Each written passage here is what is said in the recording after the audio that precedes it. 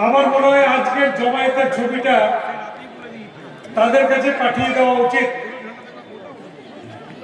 তিনি পরিবর্তন করতে এসেছিলেন, কিন্তু পরিবর্তन করতে গেলে মানুষের সংখ্যা বেশি থাকতে হয়। बिहार के चुनाव के बाद बंगाल में चुनावी जंग काफी तेज हो चुकी है।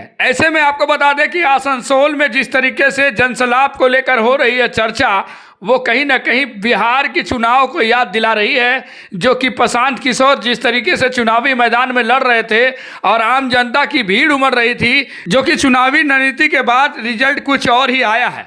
वैसे में कहा जा सकता है कि जिस तरीके से भारतीय जनता पार्टी परिवर्तन सभा कर रही है, तो वैसे में तृणमूल कांग्रेस की ओर से प्रतिवाद सभा हो रही है और उस सभा के दौरान आम जनता की भीड़ की उमड़ी भीड़ दिखाई पड़ रही है, जो कि ये भीड़ को लेकर आज उत्तर विधानसभा के मंत्री मलय घटक ने साफ तौर पे कहा कि ये भीड़ की दृश्य कहीं ना कहीं भारतीय जनता पार्टी को भेज दिया जाए, उससे पता चल जाएगा कि आम जनता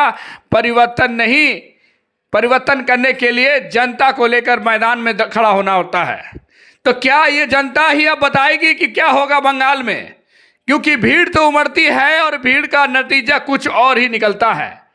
ऐसे में अब इस बार बंगाल की बारी है और आसनसोल में जिस तरीके से चुनावी जंग चल रही है कि जहां भारतीय जनता पार्टी जिस स्थल पे परिवर्तन सभा कर रहे हैं, तो वहीं तृणमूल कांग्रेस की ओर से प्रतिवाद सभा की जा रही है।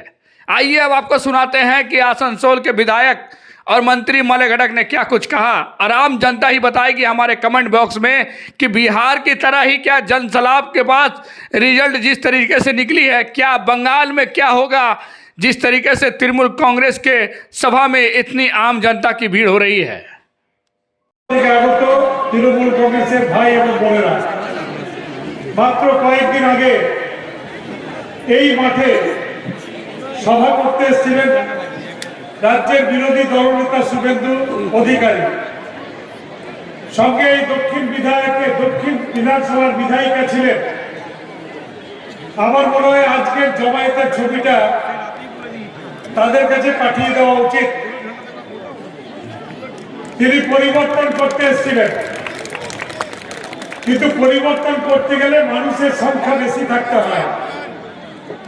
সেই দিনের সভায় যা মানুষ ছিল তার থেকে 4 গুণ বেশি মানুষ আজকের সভাতে উপস্থিত হয়েছে। মিথ্যে কথা বলা, মিথ্যে অপবাদ দেওয়া, মানুষকে হেয় করা, এটা হচ্ছে বিজেপি নেতা এবং নেতৃত্বের কাজ। এই কেন্দ্রের বিধায়িকা অগ্নিমিত্রা পাল কয়েকদিন আগে উত্তর বিধানসভার হটন রোড মোড়ে গেছিলেন। 4.5 বছর কোথায় ছিলেন মানুষ জানে না। আবার ভোট এসেছে, আবার নাটক করতে হবে। হটন রোডে গিয়ে গরিব যারা টোটো চালায় তাদেরকে খালি করে দিতে হবে দাবি তুলেছে। যারা গুমটি করেন গরিব মানুষ, সেই গুমটিগুলো ভেঙে দিতে হবে, এটা হচ্ছে তার দাবি। একজন বিধায়িকা কোথায় বেকার ছেলেদের চাকরির জোগাড় করবেন, কোথায় মানুষের জন্য কাজ করবেন, না তিনি গরিব মানুষের পেটে লাথি মারতে উদ্যত হয়ে গরিব মানুষের রুটি কাটতে গেছিলেন।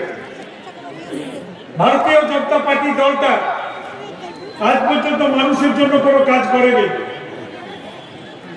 মানুষের কোনো উপকার করেনি। একটু আগে হররাম সিংজি বলছিলেন আমাদের এই অঞ্চলটা টিকে আছে কয়লা খাদানের উপরে। এক সময় কয়লা খাদান প্রাইভেট ছিল, জাতীয়করণ করা হয়েছিল, কিন্তু বর্তমানে সরকার একের পর এক কয়লা খাদান বন্ধ করে দিচ্ছে অথবা প্রাইভেট মালিকের হাতে তুলে দিচ্ছে। আগামী কয়েক বছর যদি বিজেপি সরকার থাকে, এই অঞ্চলের মানুষের অবস্থা কোন জায়গাতে পৌঁছাবে সেটা কিন্তু মানুষকে চিন্তা করার সময় এসছে। আর ওই শুভেন্দু অধিকারী বা অগ্নিমিত্রা পাল এসে মানুষের সঙ্গে মানুষকে লড়াবার যে চেষ্টা করছেন, নানা রকম ভাবে ধর্মের যে উস্কানি দিচ্ছেন, জাতির যে উস্কানি দিচ্ছেন, অন্যান্য যে উস্কানি দিচ্ছেন, সেই উস্কানির মানুষকে আমাদেরকে সমঝোতা করতে হবে, বোঝাতে হবে। দেখুন, আমরা বেশিক্ষণ বক্তব্য রাখবো না। বৈষ্ণব চট্টোপাধ্যায়ের বক্তব্য আপনারা শুনুন। আমরা জানি অনেকক্ষণ আপনারা এসেছেন। কিন্তু সভা চলছে, তাই সভা শুনে আপনারা যাবেন, এইটুকুই আমরা আপনাদের কাছে আশা করব।